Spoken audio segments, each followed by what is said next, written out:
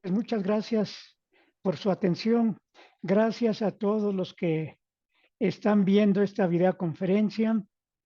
Vamos a analizar un tema que es muy importante, que siempre ha llamado la atención al ser humano desde que tuvo conciencia. Y es un tema relacionado con los sueños. ¿Qué significan los sueños? ¿Cómo se generan? ¿Cómo participa el cerebro? Aquí es importante aclarar el término sueño, porque en español el término sueño puede significar el proceso de dormir, pero también el proceso de soñar. En otros idiomas, pues hay palabras diferentes, como en inglés, dream para soñar, sleep para dormir, en portugués, soño para soñar, sono para dormir, en francés, sommeil para dormir y rêve para soñar. Bueno, aquí vamos a tratar el tema de los sueños, esa actividad mental que aparece mientras estamos dormidos y que ha significado un misterio que requiere respuestas que no se han encontrado por más que la ciencia y la tecnología han buscado. Este tipo de actividad mental muy particular, como ya les mencioné, se presenta mientras estamos dormidos. Y para eso es muy importante situar en qué momento empezamos a soñar. El sueño es un fenómeno muy complejo que pasa por diferentes etapas, las cuales se pueden distinguir gracias a que durante cada etapa se presenta una actividad eléctrica cerebral muy particular que nos indica acerca de la profundidad del sueño. Y aquí, por ejemplo, estamos viendo en pantalla lo que se llama un ciclo de sueño, que es una unidad de sueño que utilizamos cada noche, que dura aproximadamente 90 minutos y que se repite de 3 a 6 veces cada noche.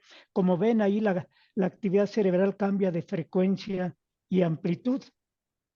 Pero ¿en qué momento se presentan los sueños? Bueno, la mayor parte de los sueños o ensoñaciones se presentan en la llamada fase de movimientos oculares rápidos o sueño rápido o sueño humor, cuya actividad cerebral es rápida y de baja amplitud, como la que estoy señalando con el cursor. Antes de esa fase, pues hay otras fases relacionadas con el sueño, pero más ligero. Bueno, pero sobre todo, esta actividad que llamamos sueño se presenta, se indica más del 80% durante el sueño humor. Y hay otras ensoñaciones que se presentan en otro tipo de fases. Luego vamos a precisar. Y ustedes ya tienen la experiencia de que durante el sueño profundo, de repente aparece una actividad mental que a veces parece de otra época, de otro mundo, difícil de distinguir. Son los sueños o ensoñaciones cuyo contenido es difícil de descifrar por ahora. Aquí, por ejemplo, ven ahí una posible imagen que se presenta durante los sueños, o ahí también otra imagen que se presenta, que percibimos mientras estamos dormidos.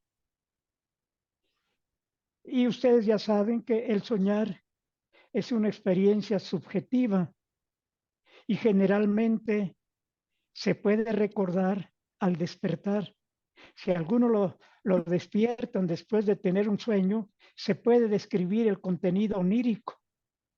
Y entonces eso ha permitido detectar en qué momento del ciclo de sueño se presenta la mayor parte de ensoñaciones. Y de esa manera se han ido identificando en qué momento de la fase aparecen los sueños y además por medio de análisis de lesiones cerebrales y también de pruebas neuropsicológicas, se han podido detectar qué regiones cerebrales participan en la integración de los sueños. Por ejemplo, algunos pacientes que describen ya no soñar, bueno, luego se ha detectado que tienen alguna lesión en alguna parte del cerebro y de esa manera se establece una relación entre el origen de los sueños y regiones cerebrales. Es uno de los métodos que se han utilizado. Y esta actividad mental, como les decía, siempre ha dado origen al interés del humano en todas las épocas. Y antiguamente se daban explicaciones mágicas, de tal manera que se decía que durante los sueños uno podía establecer comunicación con los muertos o desplazarse rápidamente de un lugar a otro, irse al mundo de los muertos y regresar, o inclusive viajar a otras galaxias. En algunos pueblos, los reyes, los líderes, tomaban como referencia los sueños para hacer sus planes de trabajo e inclusive tenían especialistas que interpretaban los sueños, que eran sacerdotes o sacerdotistas que se dedicaban a interpretar los sueños y de esa manera los reyes, los líderes hacían sus planes de trabajo. Pero como ya se dieron cuenta, pues ahí faltaba mucha información precisa.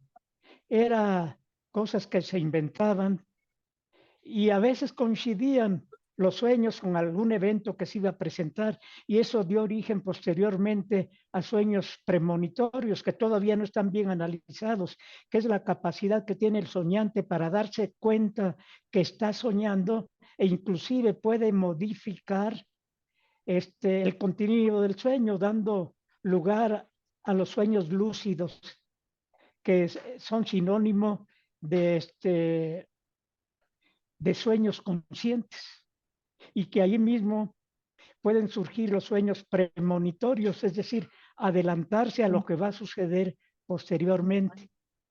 Bueno, pero ¿qué ha dicho la ciencia? Que eso es lo importante, un análisis científico de lo que son los sueños, cómo se originan, qué pasa, tienen alguna importancia importante para los seres vivos. De entrada se puede decir que la naturaleza no crea nada en vano. Todo lo que crea la naturaleza tiene un valor para la sobrevivencia de los individuos, de tal manera que los sueños algún valor importante tendrán. Todavía no se sabe con precisión. El futuro nos indicará qué función desempeñan los sueños. Por ahora ya se han identificado algunos conjuntos de neuronas, algunas regiones cerebrales que participan en la regulación de los sueños. Por ejemplo, aquí estamos viendo un corte sagital del cerebro, donde hay varias regiones que son importantes para entender qué pasa durante el sueño. Ustedes saben que los sueños o ensoñaciones muchas veces tienen una carga emocional importante y en ese sentido ya se ha detectado que cuando el sueño está cargado de emociones, se activan de manera significativa conjuntos de neuronas que forman parte del sistema límbico, que es el sistema que regula las emociones, como puede ser la amígdala, cuerpo mamilar, el hipocampo, que forma parte del sistema límbico, pero también es muy importante para almacenar información, es decir, para la memoria, que es muy importante para que el cerebro genere los sueños, porque tiene que tener acceso a información que tiene el cerebro. ¿Y dónde está esa información? En diferentes partes del cerebro, pero principalmente el hipocampo, de tal manera que se tiene que activar para dar origen a esas imágenes que aparecen e integrar las historias todos sabemos que se presentan mientras estamos soñando. Pues bien, la ciencia ya ha ido identificando esas partes que participan durante los sueños y muchas veces, dependiendo del contenido emocional de los sueños, a veces los sueños son placenteros, de tal manera que el soñante, el durmiente, desea que ese tipo de sueños se repitan porque le causa placer. Y aquí es importante resaltar que normalmente el cerebro tiene diferentes áreas que dan origen a placer del individuo, de tal manera que cierta conducta, ciertos hábitos que le causan placer al individuo, desean que se repita porque es agradable, hay una recompensa, sentirse feliz. Bueno, existen áreas del cerebro que están en relación con estos sistemas de recompensa. Y aquí, por ejemplo, tenemos ese esquema para mostrar qué áreas del cerebro participan para que el ser humano busque la felicidad, estimulando esas áreas de recompensa o de placer.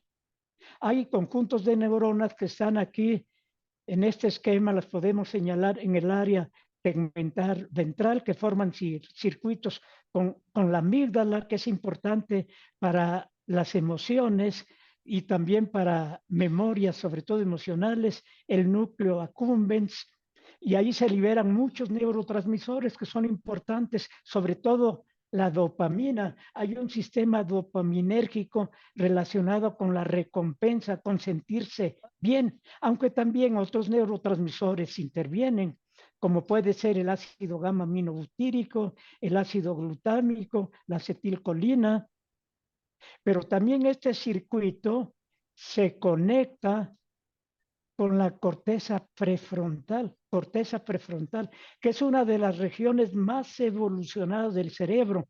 Es la que hace superior al hombre sobre el resto de los animales.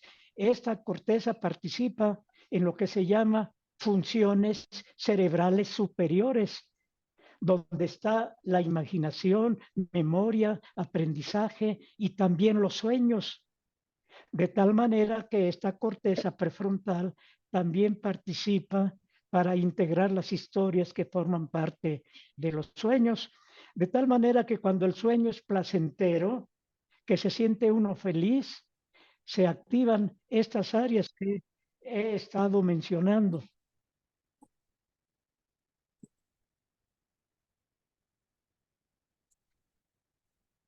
Pero ¿qué pasa? Porque también tienen ya ustedes el conocimiento, porque lo han vivido en carne propia, de las pesadillas, de esos sueños terroríficos. Bueno, también participan estas áreas básicas que están relacionadas con recuperar información almacenada de la memoria para integrar la historia que forman parte de los sueños, incluyendo las pesadillas. Y sobre todo este tipo de sueños terroríficos se presentan por algún malestar que presenta el individuo, algo que no funcionó adecuadamente durante el día, alguna enfermedad, algún dolor, estado de ánimo deprimido. Eso puede estimular las áreas relacionadas con los sueños, dando origen a pesadillas, que el término se acuñó de pesar, de que algo pesa, porque las personas que tienen pesadillas indican que sienten que el monstruo se les sube y que pesa mucho, que no los deja respirar. De ahí el término de pesadilla, que pesa algo que no los deja mover. Entonces ustedes han tenido ese tipo de sensaciones de vez en cuando, se presentan diferentes tipos de pesadillas y ya está detectando dentro del cerebro cómo se originan. Aquí, por ejemplo, ven el cuadro de un pintor francés para ilustrar la pesadilla. Ahí ven a una mujer durmiendo y ahí el monstruo que se le sube, que pesa mucho, para ilustrar lo que es una pesadilla. Pero también en otros idiomas, como en inglés, se dice que la pesadilla es nightmare, es decir, la yegua de la oscuridad, y ven que este pintor, utilizando ese término aquí en su cuadro, ahí ven, alcanzan a ver la cabeza de una yegua, yegua de la oscuridad, nightmare o pesadilla. Entonces, inspirándose en esos términos, este pintor hizo este cuadro de las pesadillas. Ahí está, por curiosidad les paso un autorretrato, un retrato de este pintor del cuadro de las pesadillas. Y cuando el sueño no es placentero, cuando se presentan las pesadillas, pues además del cerebro, de las áreas cerebrales que integran las historias de los sueños y de las pesadillas, también otros órganos participan, por ejemplo, aquellos relacionados con la regulación de la ansiedad, del estrés, del miedo, del terror, que produce una reacción defensiva, o te defiendes y peleas porque estás en peligro, o huye. Bueno, entonces masivamente, además de activarse el cerebro, diferentes áreas cerebrales, se activan otras partes. Primero es la percepción del individuo, aunque esté durmiendo, de que está en peligro, porque a veces las pesadillas son tan reales que el individuo siente que todo lo que está percibiendo es real. Entonces tiene que reaccionar para defenderse, y entonces masivamente hay una reacción en cadena, el sujeto percibe un peligro de vida o muerte, y entonces eso desencadena una serie de reacciones nerviosas y hormonales. Entonces hay cuando menos dos vías para reaccionar ante ese peligro que tenemos que afrontar si no podemos desaparecer definitivamente. Entonces hay una vía que es a través del hipotálamo, que se conecta con la hipófisis o pituitaria, y ahí se libera una hormona que se llama hormona estimulante de las glándulas suprarrenales. Como su nombre lo indica, son unas glándulas que están encima de los riñones. Pues bien, ante esta reacción, llega la información a la corteza de las glándulas suprarrenales, y estas reaccionan liberando algunas sustancias que en conjunto se llaman glucocorticoides y mineralocorticoides. Pero ¿qué hacen esas sustancias? ¿Por qué se liberan? Bueno, estas sustancias que se liberan aportan energía, aumentan la fuerza muscular, la actividad cardíaca, la presión arterial, prepara al sujeto para pelear, para defenderse o huir, y si no, morir. Esa es una vía que se puede activar durante las pesadillas. Otra, directamente también de la percepción del sujeto, pasando directamente por el hipotálamo, va otra vez a las glándulas suprarrenales por otra vía, pero llega a la médula, que es la parte central de estas glándulas, y ahí se libera adrenalina, noradrenalina, glucosa. Y eso también, el objetivo de liberar estas sustancias es aportar energía que necesita el individuo para afrontar esa amenaza que está en peligro de muerte. Entonces, como ven, hasta durmiendo, este tipo de sistemas que defienden al organismo se activan para afrontar los peligros que están cerca de él y poder sobrevivir. Ahora, y también este sistema se puede expresar por una comunicación de tipo conductual. Sin hablar, se puede detectar en el rostro de las personas alguna expresión de terror, de miedo o de alegría. Y eso, ¿dónde se ve? Los músculos de la cara, que son más de 40 músculos que tapizan la cara y que se les llama luego la expresión del alma, espejo del alma. Porque sin emitir palabras, ustedes pueden ver a un individuo sin que hable, ven su rostro y pueden deducir, está feliz, está triste, está enojado. Entonces, los músculos emiten muchísima información, tanto que se considera que la comunicación entre los individuos es más abundante a través de la expresión de los músculos que a través de la comunicación hablada. Y entonces, durante las pesadillas, también el durmiente cambia la expresión de su rostro. Muchos proyectos, muchas investigaciones que se han llevado a cabo y están analizando la expresión del rostro de los durmientes pueden detectar si el contenido del sueño es pesadilla o es un sueño agradable. Entonces, es otro método de acercamiento que tiene la ciencia para detectar las características de los sueños. Y aquí están viendo en pantalla de manera general la gran cantidad de músculos que tapizan el rostro y que a través de ver la expresión del rostro debido a esta actividad muscular, uno puede detectar diferentes estados emocionales, incluyendo las pesadillas, de tal manera que sin que nos comunique el sujeto que está soñando, si vemos su rostro, cuando está soñando, podemos deducir si el sueño es placentero o si es una pesadilla. Entonces, les mencioné algunos métodos que ha utilizado la ciencia para tratar de entender qué son los sueños, cómo se generan los sueños. Y a medida que avanza la ciencia y la tecnología, se van integrando nuevos métodos para estudiar las características de los sueños. Se utilizan pacientes con daño neurológico o con algún tumor en alguna parte del cerebro y se analiza cómo se alteran los sueños, las ensoñaciones o modelos animales también. Pero podrán preguntar, bueno, ¿y para qué sirven los modelos animales para saber si sueñan o no? ¿Qué sueñan los animales? Bueno, a ver si al rato el tiempo me permite darles alguna información. Miren, ahí hay un modelo animal que es de los más utilizados.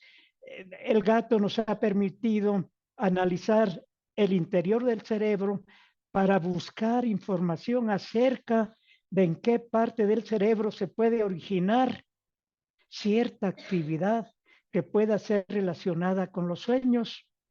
Entonces ahí ven un gato que está siendo preparado para meter precisamente electrodos de profundidad y registrar su actividad cerebral durante el ciclo vigilia-sueño, considerando que el gato tiene ciclos de sueño como el humano, aunque duran menos, pero de todas maneras tiene sus fases de sueño lento y también su fase de sueño mor, donde se presenta la mayor cantidad de sueños en el humano. Bueno, ahí es en otro lugar, aquí en Francia, en el laboratorio del profesor Joubert, líder mundial en trastornos del sueño, que acaba de fallecer, también ahí con el modelo animal gato, también en búsqueda de esa información que nos explique el proceso de dormir, pero también el proceso de soñar. Y ya se ha avanzado, metiendo electrodos, como ya les mencionaba, se ha detectado cierto tipo de actividad cerebral, que son unas ondas de gran amplitud, puntiagudas, y por eso se les llaman puntas PGO u ondas PGO, que quiere decir ondas ponto, genículo, occipitales. Aquí simplemente vean el letrero, dice ondas PGO, P de puente, porque noten aquí en este esquema, aquí en el puente, aquí en verde, donde estoy señalando, es el puente. El puente, pues bien, allí los electrodos nos han indicado que en el puente se generan ondas PGO y ahí precisamente se encuentra el marcapaso pontino de este tipo de actividad. Quiere decir, es el origen de ese tipo de actividad ahí en el puente. Y recuerden que en el puente también existen neuronas que participan en la regulación del ciclo vigilia-sueño. Bueno, entonces ahí tenemos el puente y luego está una parte del tálamo que es el cuerpo geniculado lateral, donde también se han registrado esas ondas, y finalmente arriba está parte de la corteza visual u occipital. Entonces de ahí el nombre, ondas ponto del puente, genículo de cuerpo geniculado lateral y o de occipital. Entonces ya se han identificado dónde se originan y hacia dónde van. Y entonces hay una hipótesis que indica que estas ondas son las responsables para generar los sueños, para al ascender, estimular diferentes áreas cerebrales donde se almacena información y con esa información que surge, el cerebro va integrando sus historias que se manifiestan como sueños. Entonces ahí están las ondas PGO. Ahí son 3 artículos publicados con las ondas PGO. Miren, y así se ven las ondas PGO. Si ponemos atención para este objetivo, aquí en A simplemente, este es el registro durante el ciclo vigilia-sueño de ese modelo experimental que ha dado bastante información que se extrapola al humano. Es el registro de un gato. Entonces, aquí en A decíamos, en el número 1, es la actividad muscular, que como ya hemos mencionado, la actividad muscular se va relajando al pasar de la vigilia al inicio del sueño y cada vez más profundo el sueño, el músculo se va inactivando progresivamente. Y luego en 2 vemos un trazo plano, no hay nada, pero de repente aparecen unas ondas que nos indican que hay descarga de movimientos oculares. Estamos en una fase de sueño de movimientos oculares de este modelo experimental. Y vean 3 y 4, unas ondas como espiga, puntiagudas, que sobresalen sobre el registro de base.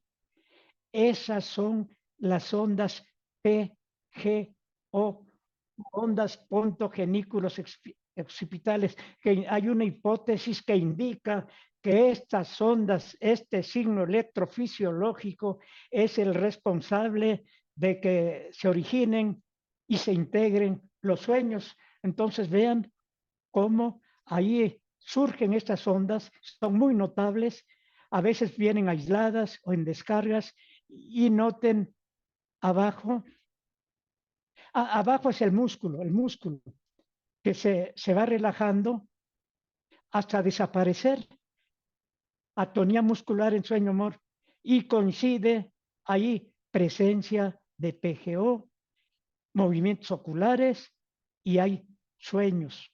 Pero noten, estas ondas PGO empiezan a aparecer en pleno sueño lento y continúan ya en la fase sueño moro de los sueños. Esto podría explicar por qué la mayor cantidad de los sueños se presentan en el sueño mor, pero cierta cantidad se presentan en sueño lento. De acuerdo a esta hipótesis, noten, hay ondas PGO responsables de los sueños que se presentan antes del sueño mor, cuando hay sueño lento. Así que esto podría explicar por qué también se sueña cuando hay sueño lento. Y miren, muy interesante, muy interesante. Gracias a estos modelos animales, es posible inhibir ciertos componentes del sueño mor. Y aquí que se inhibieron, vea, ahora noten en B, aquí donde está esta flecha, vean esa flecha, viene la actividad cerebral con ondas PGO, vean la flecha. ¿Qué pasa en esa flecha? Bueno, ahí, este modelo animal tenía una especie de varilla con frío, es decir, se enfriaba la punta de esta varilla de tal manera que inhibía el centro que genera las PGO, el centro donde se inicia el proceso de los sueños. Entonces noten, al enfriarla, es decir, se inhibe, desaparecen las ondas PGO. pero todos los demás elementos de sueño-humor están presentes. Noten movimientos oculares, noten atonía muscular, nada más no hay PGO.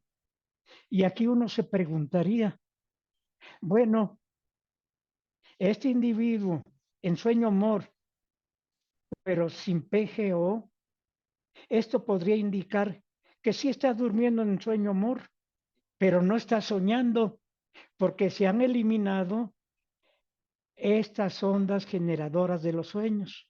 Esto es muy interesante, muy interesante.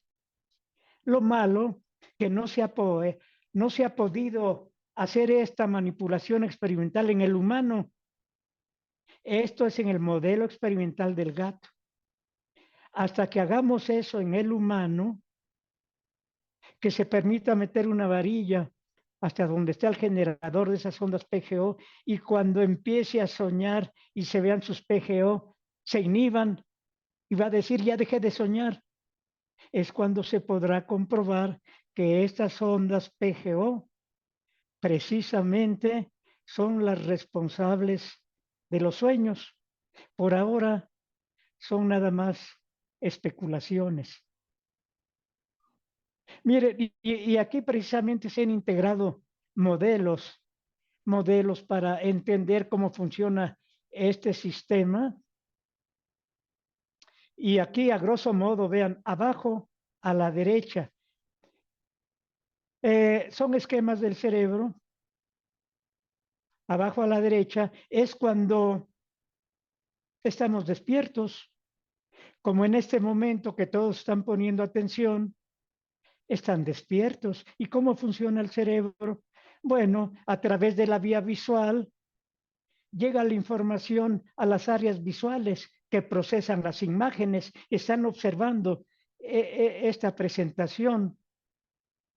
Y también esta información pasa a otras áreas de la corteza, áreas secundarias que integran el significado de esa imagen. Esa imagen que estoy observando, es el profesor que está dando una clase o una conferencia, ya tiene significado.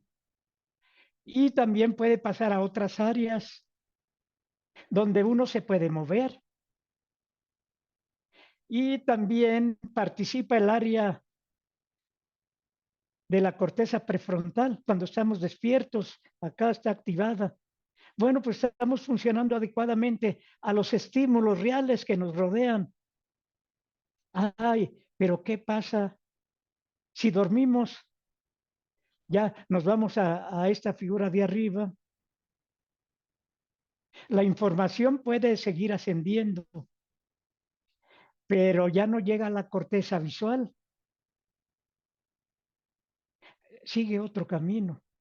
Se integra imágenes de las ensoñaciones, porque la mayoría de los sueños son de carácter visual, pero sin llegar a la corteza visual. Estamos dormidos, porque para que llegue señal a la corteza visual necesitamos tener los ojos abiertos, porque por esa vía llega la corteza visual, pero si estamos dormidos no llega, pero sí llega a áreas secundarias donde integra el significado de lo que estamos viendo. Y también llega al tálamo, que el tálamo es una vía de relevo por donde pasa la información que llega por la médula espinal, por el tronco cerebral. Entonces ahí llegan las PGO, ya vimos que ahí llegan. ¿Y qué pasa en la corteza prefrontal, que es la que nos permite tener las funciones cerebrales superiores, la toma de decisión, planes, funciones ejecutivas? Está inactivada. Por eso no tenemos conciencia de lo que estamos soñando. Todo creemos. Nos está engañando nuestro cerebro, porque la corteza cerebral que nos permite tener juicio, análisis, razonamiento, se inactiva la corteza prefrontal. Entonces todo le creemos a nuestro cerebro mientras estamos soñando, porque no está activada la corteza que nos permite razonar. Y ustedes saben que están creyendo todo lo que inventa el cerebro mientras están durmiendo. Si es pesadilla, creen que es real y ya quieren que el cerebro pare todo. Pero si es agradable, le dicen, síguele, síguele, síguele. Pero no tienen esa capacidad de controlar los sueños porque está inactivada la corteza prefrontal. Bueno, esa es una hipótesis que trata de explicar los sueños, cómo se generan y por qué tenemos percepciones semejantes a la de la vigilia, pero que son finalmente controladas de otra manera. Y un dato curioso, se ha detectado que aquellas regiones que se activan durante la vigilia, por ejemplo, si se están moviendo, se activan regiones cerebrales de la corteza sensitivo-motora, ahí se notan, son las neuronas que controlan el movimiento. Y curiosamente, se ha visto que durante los sueños, si está presente el movimiento que están soñando, que están moviendo, se activa esa zona que controla el movimiento, nada más que no desciende a los músculos para que se muevan. Acuérdense que hay atonía muscular, aunque se active las neuronas que regulan el movimiento mientras estamos despiertos, cuando estamos soñando con movimiento se activan, pero no se mueven porque hay factores inhibitorios que mantienen al músculo sin moverse. Y también se enciman esas áreas con la imaginación. Cuando estamos despiertos ahorita, sin moverse, pero imaginan que se están moviendo, se activan esas neuronas que regulan el movimiento, pero se inhiben las neuronas que producen el movimiento. Entonces, estos proyectos, la ciencia está aportando ese tipo de información que es sumamente interesante. Cómo grupos de neuronas se activan en diferentes condiciones durante la vigilia, durante el sueño, durante las soñaciones y durante la imaginación, pero que finalmente la conducta es modificada, es controlada por otras neuronas que participan para modular esa señal que tiende a salir, pero que si estamos dormidos no podemos movernos porque los mecanismos que ya conocemos, a pesar de que las neuronas motoras se están activando.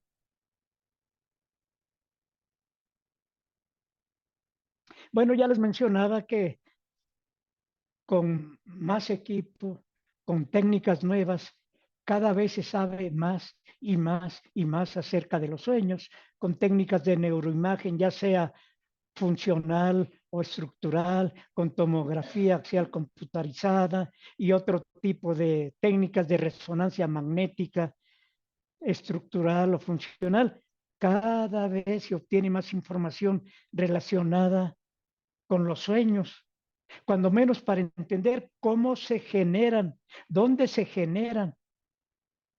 Ya vamos avanzando bastante, pero falta saber, bueno, ¿y qué significan?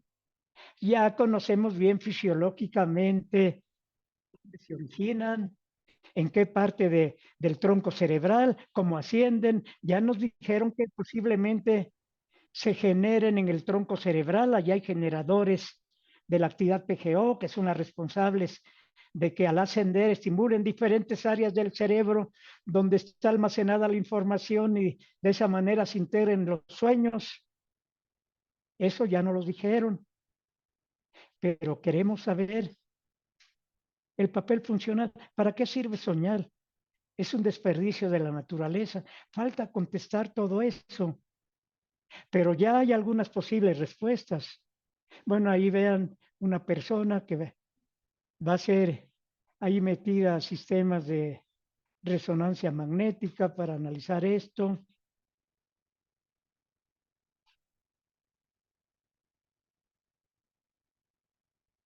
y parece de ciencia ficción. Aquí puedo hacer un paréntesis. Ya hay neurochips que permiten comunicar al cerebro con computadoras.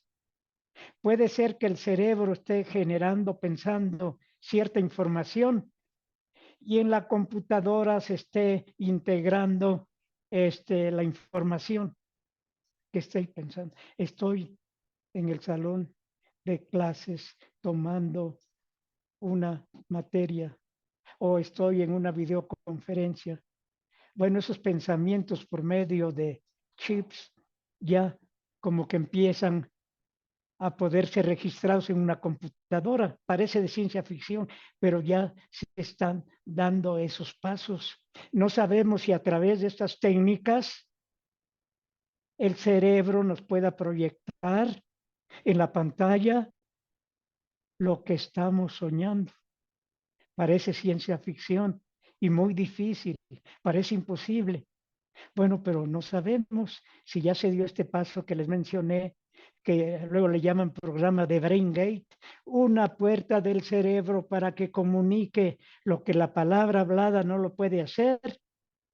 Un cerebro mudo, pero pensando, puede transmitir información a través de diferentes interfaces. Y vean nuestro modelo, cómo utilizan este modelo para estudiar las ensoñaciones, si, si los animales no sueñan. Bueno, veo que no funcionó este video, pero ahí se ve cómo el gato durmiendo en sueño mor se incorpora y corre para atrapar posiblemente una rata por su conducta. O sale corriendo, posiblemente lo va correteando un perro. Entonces esa conducta indica que su cerebro de gato está percibiendo información que da como resultado esa conducta de huida o de ataque. Uno puede deducir que están soñando por esa conducta, pero no lo podemos afirmar hasta que nos comuniquemos con el gato de manera más precisa. A ver, gato, soñaste y que nos entienda. Le tenemos que decir qué es soñar. Cuando entienda, él nos va a decir, sí, soñé que iba correteando una rata o que me iba correteando un perro. Bueno, vamos a esperar a ver si la ciencia y la tecnología logra llevarnos hasta allá para contestar esas preguntas. Aquí es una lista de diferentes técnicas que se han utilizado precisamente para entender cómo se generan los sueños y el significado de los sueños. Miren, aquí se integra ya todo lo que lo que les he venido mencionando, de que a partir del tronco cerebral, donde está el marcapaso de estas ondas PGO, donde se originan y ascienden a diferentes partes, de esa manera activan diferentes regiones. Ahí ven en uno, sería el origen de estas ondas que ascienden, las ondas PGO por diferentes partes y pueden activar o desactivar, inactivan la corteza prefrontal, la que nos permite razonar, pero cuando estamos soñando se inactiva y por eso creemos todo lo que nos está contando el cerebro.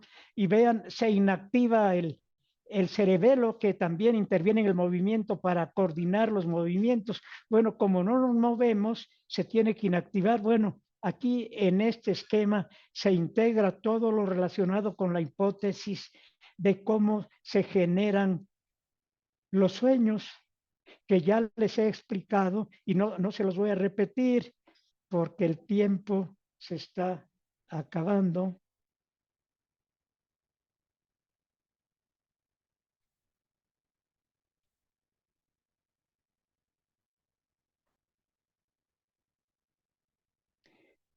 Pero nada más faltaría lo último, que es importante. Bueno, ya sabemos que son los sueños, ya sabemos cómo se generan los sueños, qué circuitos cerebrales intervienen, también algunos neurotransmisores, cómo se activan unas regiones y otras inactivan para dar origen a diferentes tipos de sueños. Bueno, pero ¿qué significan? Existen, pero yo quiero saber para qué me sirven. Bueno, por ahora hay varias explicaciones. Dicen que es una función que permite al organismo adaptarse al medio ambiente y sobrevivir. ¿Por qué? Durante los sueños podemos conocer, aprender, entrenar estrategias para adaptarnos a donde nos movemos regularmente. Entonces, ahí aprendemos estrategias para sobrevivir. Si estamos en peligro, durante el sueño buscamos soluciones, de tal manera que para la vida real, cuando se presente un peligro, ya tenemos unas posibles soluciones que integramos cuando estábamos durmiendo. Así que nos da armas para sobrevivir, para adaptarnos al medio mientras estamos despiertos.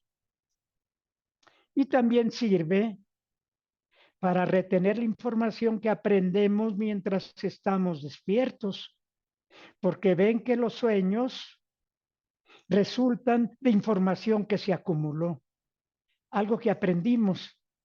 ¿Y qué fue lo que aprendimos? Bueno, lo que entró por las vías sensoriales, porque para aprender, para que el cerebro retenga información, necesita tener unas puertas abiertas, que están abiertas durante la vigilia. Así que entra información a través de la vía sensorial, de la vía visual. Y recordemos que la mayoría de los sueños son visuales. El hombre es un animal visual, tiene su sistema visual muy desarrollado, de tal manera que su memoria visual tiene mucha información suficiente para o inventar historias mientras soñamos. También tiene otras puertas de comunicación, como es la vía auditiva, la vía olfativa, la gustativa, pero esas vías están menos desarrolladas y eso se refleja también en el contenido de los sueños. Insisto, la mayoría de los sueños son de tipo visual y en segundo lugar están las del tacto. Luego vienen las auditivas y en el último lugar, y ustedes son testigos, son los sueños donde hay sensaciones del olfato o del gusto. Entonces noten que eso está en relación con la cantidad de información que recibimos con las puertas abiertas mientras estamos despiertos. Y para comprobar esto, además, bueno, contamos con algunos sujetos que nos indican que efectivamente lo que soñamos tiene que ver con nuestra experiencia individual de todos los días. Nuestro cerebro no puede inventar algo que no aprendió mientras estamos despiertos. Por eso los sueños son individualizados y por eso puede ser una ventana abierta para el estudioso que puede utilizar como herramienta el contenido de los sueños para ver si no hay por allí algún funcionamiento malo dentro del cerebro, viendo las características de los sueños.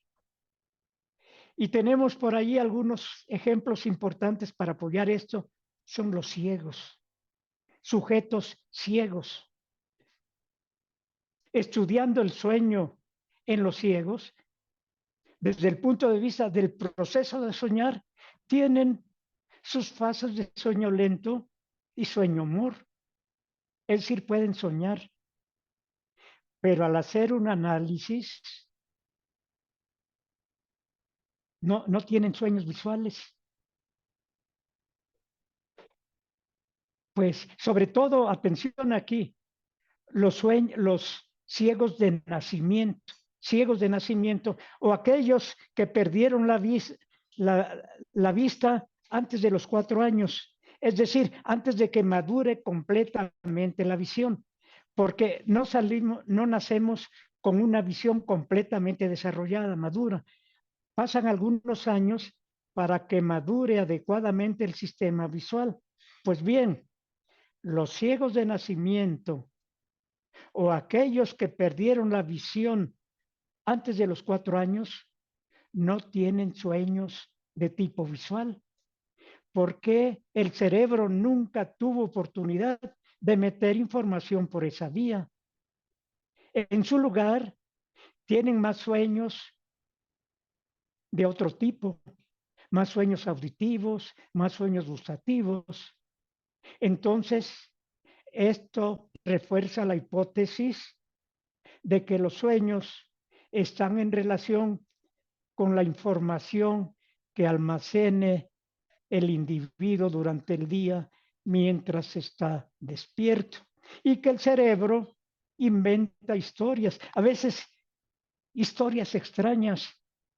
Un perro con cuernos, eso no existe, pero cuando menos el individuo, el soñante, conoce un perro y conoce la existencia de cuernos, ya el cerebro le juega esa broma, conoce esa información que tiene el durmiente y junta un perro con cuernos, pero es a partir de información que almacenó mientras estaba despierto. Entonces se sigue investigando todavía para entender más en relación con los mecanismos que originan los sueños y el significado. ¿Para qué sirve soñar? Que les puedo decir que tienen una función importante. Así lo indica la naturaleza. No crea nada en vano. Algo tiene que ver las ensoñaciones para el individuo, porque se mantienen a lo largo de la evolución. Bueno, ya estamos aquí pensando que también los animales sueñan. Y esto nos lleva también a otra situación, que por el tiempo ya no se las voy a mencionar, que hay algunos animales que duermen con un hemisferio y el otro está despierto. Si sueñan, ¿cómo van a actuar? Un hemisferio despierto, otro hemisferio soñando. ¿Cuál es la realidad? ¿Cómo voy a actuar? ¿Le hago caso al que sueña o le hago caso al que está despierto? Porque los dos tienen percepciones que parecen reales. Bueno, pues muchas gracias por su atención y hasta ahí fue una integración de el proceso de soñar, cómo se origina y una posible función de soñar. Pues muchas gracias y hasta ahí llegamos.